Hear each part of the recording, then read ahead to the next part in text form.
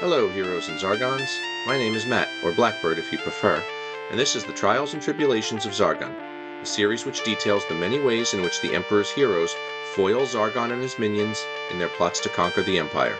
In it, we'll review the published quests and any house rules or modifications we're using to make the game more interesting and challenging. In this episode, I'll be discussing the quests I designed for the youngest Hero Quest player in our group, Terry. Last time on the Trials and Tribulations of Zargon. So, why did I design these quests? Well, two reasons. First of all, to have some fun with Terry. The second reason I designed these quests is because Dave and I want to switch roles in our real campaign and have me take over Zargoning while he plays the heroes. So when these four quests were done, his heroes would have a good amount of gold and enough equipment to get through some of the harder quests in the quest packs. As far as philosophy for designing quests for kids, there's a deep well of fantasy and RPG tropes to pull from that might be old news for those of us in our 30s and 40s, but to a 5-year-old, they can be completely unexpected and pretty exciting. Before we began, Terry and David decided they were going to play together, each controlling two heroes. Terry chose the barbarian and the dwarf, giving David the elf and the wizard. The wizard Morlath has been rumored to be creating an army which will challenge the Empire. In the first room, the jail cell that the barbarian was kept in, he met Herky, a friendly goblin. Morlath, the evil wizard in the story, has been rumored to be kidnapping villagers and turning them into monsters. Herky eventually changes into a feral monster and is supposed to be defeated, and that's that.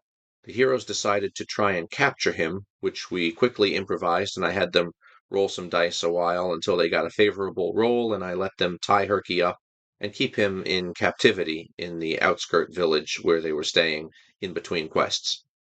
Two things that stuck in Terry's mind from this quest that I could see he was always thinking about and carried over into the other quests were number one, talking to monsters.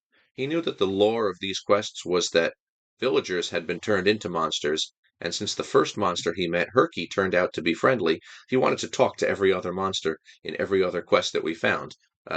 Until they attacked him and he realized they were just monsters. Same with Chaos Warriors. Towards the end of this quest, there were some Chaos Warriors that I used as statues, and every other Chaos Warrior we came across on the other dungeons, Terry thought they were statues until they attacked him. And now for the thrilling conclusion. Quest 2, The Betrayal of Tamerlane. So the backstory of this is that you get back to the village and you discover that Tamerlane, Tyr's brother, was a traitor, and he's been working with the monsters. And he ran off before he could be captured, and so now you need to go deal with him. The heroes get to rest up, they get some supplies, and they take off. So I threw a few things into this dungeon to spice it up and keep Terry interested. The first of them was using some slippery ice tiles from the Frozen Horror Quest pack. Terry's been playing through some of the Frozen Horror quests, and according to David, the slippery ice tiles are some of his favorite things to use. So, thought I would throw them in there and see how he reacted. I also used a magic portal door, which was in the center of a room, and when you go through it, transports you to another part of the dungeon. I threw in a few moving bookcases as well, bookcases placed in the center of a room, blocking off one side of the room from the other. When I first placed these on the board, Terry was a bit confused, but it's pretty clear what they're meant to do, and when they searched for secret doors, I moved the bookshelf aside and let them pass through the room. This was very simple, but also very fun for Terry. Secret doors don't only need to be in stone walls. They can be part of furniture, such as the bookshelves or fireplaces, thrones, anything like that. Also, to keep things more interesting for myself and David, I threw in a turn counter for this quest, and I told them that the quicker they finished this quest, the easier the next quest would be. If they took too long, the next quest would be more difficult. So, the heroes start in the southeast quadrant of the game board, and it's possible to waste a lot of time in the entire eastern part of the board not finding too many things, but they didn't really do that. They found the portal door pretty quickly and decided to go straight through it. Now there's a dangerous hallway with slippery ice and some traps, which is the quick route to the boss room. But instead of taking this hallway, they went down to the southwest quadrant, and they found a secret door into the boss room from the other end of the hallway, bypassing all of those traps. After they won, they explored the rest of the northwest quadrant, and finished by exploring the eastern half of the board, which they had missed in the beginning. This took them just enough turns to get them a more dangerous outcome for the third quest. Now, also, because they had decided to capture Herky with the hope of curing him, I needed to come up with a plan for how they could do that. During the introduction story to this quest, I decided that the heroes would be given a gift by the villagers. When Tamerlane had escaped from the villagers found a small box in his hut, and they gave it to the heroes. It contained a cryptex puzzle, which I just happened to have at home, so I actually gave it to them, and they needed to find some clues on how to solve it throughout the dungeon, and when they got back, they were able to open it up and discover that there was a mind-stabilizing potion inside. Unfortunately, I told them that Herky had escaped his captivity, and so they would not be able to rescue him quite yet. Quest 3, The Search for Morlath. This, I thought, would be just a filler quest, designed to let the heroes, and especially the wizard, kind of power up a little bit and get a little bit more gold and supplies before taking on the final quest. A couple interesting things happened, though.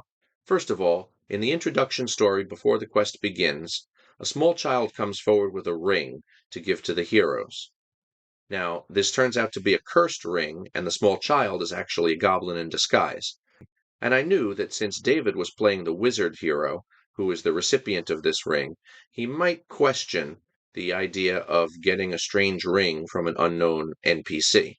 I had planned a series of dice rolls for different scenarios and outcomes, but it turns out Dave just took the ring and put it on the wizard's finger. He was immediately cursed, and that was easy. I put Herky in the beginning of this dungeon, and I let them catch up to him pretty quickly and administer the mind-stabilizing potion so that they were able to get him back in the party. I also gave Herky a little bit of backstory, where he was an apprentice wizard before being captured and turned into a monster, so I let Terry choose 2 magic spells that Herky could cast in the dungeons, and I gave Herky some boosted stats. They finished Quest 2 pretty quickly, but not quickly enough, so there were a few extra Chaos Warriors that showed up in this dungeon to make it a bit more difficult. To make things more interesting, I used pretty much the same old bag of tricks. We had a friendly monster with a side quest, we had a secret door that wasn't in a wall, this time it was in a fireplace instead of a bookshelf, and we had a magic portal door. A few unexpected things did happen. Terry was definitely a bit nervous when he opened the door to discover a polar war bear and a yeti in the center room, but the heroes managed to handle that fight without really taking too much damage.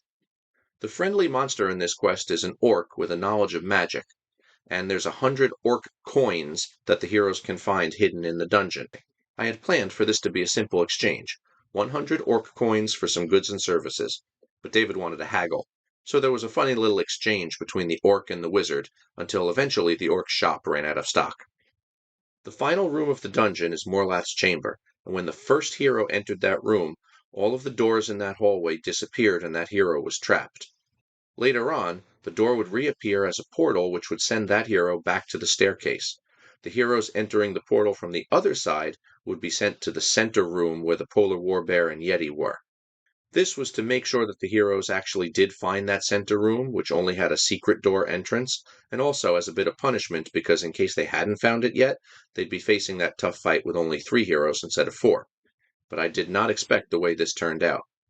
The barbarian went into Morlath's chamber first, and the elf followed with Pass Through Rock after the door had disappeared. The dwarf and the wizard were so far behind that they were left out of that hallway completely and couldn't even access the portal door when it reappeared. So they had to walk all the way back to the staircase. David and Terry are pretty thorough, though, so they had already discovered the center room, and so I wasn't really too upset that it didn't turn out as planned. Quest 4, Morlath's Last Stand. This quest is pretty long. It starts out with Morlath teleporting into the center room of the board. The doors are open and the heroes can see inside, but there's a magical force field blocking the doors. The heroes need to search for a way to break the spell. They don't know it yet, but there are 3 Fimir in the dungeon, 1 each in the southeast, southwest, and northeast quadrants of the board, that when defeated will drop magical amulets which match the force field, and these need to be destroyed. When we played this quest, the heroes took a long time thoroughly exploring every inch of the dungeon, except for the very northwest corner because that icy chasm was just too intimidating.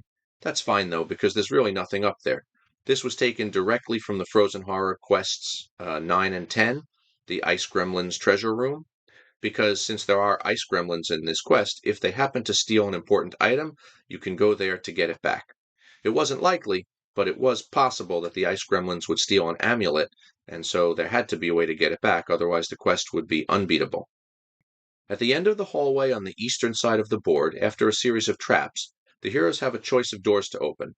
One door leads to a bunch of villagers that can be freed to fight with the heroes. The other door leads to a fight with a polar warbear. Terry chose poorly, and as the heroes were a bit spread out at this point, his dwarf got into a bit of trouble fighting that bear, but he managed to survive. After a long quest, we were getting towards the end, but my heroes were a bit confused by the amulets. They thought perhaps that only one amulet was the correct one, and they weren't quite sure what to do with them. They tried wearing the amulets to walk through the magical force field, but when nothing worked, they eventually figured out that they all needed to be destroyed. So they destroyed the amulets, they went into the center room and began the final boss battle. And after a long and nerve-wracking battle, Terry thought they had won, but I had one last trick to play, something which we seasoned gamers have encountered enough times. A boss with multiple forms. When Morlath was struck down only for the gargoyle to rise up and start phase 2 of the boss battle, I could tell that Terry didn't really know what to make of it. There was nothing to do but fight, though, and eventually the gargoyle was defeated. Terry was pretty happy with the accomplishment. 2 final thoughts on designing dungeons for kids. Number 1. HeroQuest is a pretty simple game, so don't be afraid to change up some of the basic mechanics, and don't worry about anything being cliché for role-playing games. Things that might be old hat for adult gamers, the kids won't even see coming. And number 2, HeroQuest can sometimes be a pretty punishing game. It's good to give kids a lesson in facing tough situations and possibly even losing, but you gotta balance it out by giving them a lot of good things to find as well. Terry's best reactions weren't necessarily to the exciting and interesting parts of the dungeons, they were to his character's victories, finding some treasure or winning a fight in spectacular fashion. Positive reinforcement works best for keeping kids interested. And when all was said and done, Dave also had some well-equipped heroes to take over and begin playing through Return of the Witch Lord, which we'll discuss here eventually. So please, if you haven't already, like and subscribe, and if you have any other ideas or experiences playing HeroQuest with young children, put them down in the comments below. We'd love to hear about them.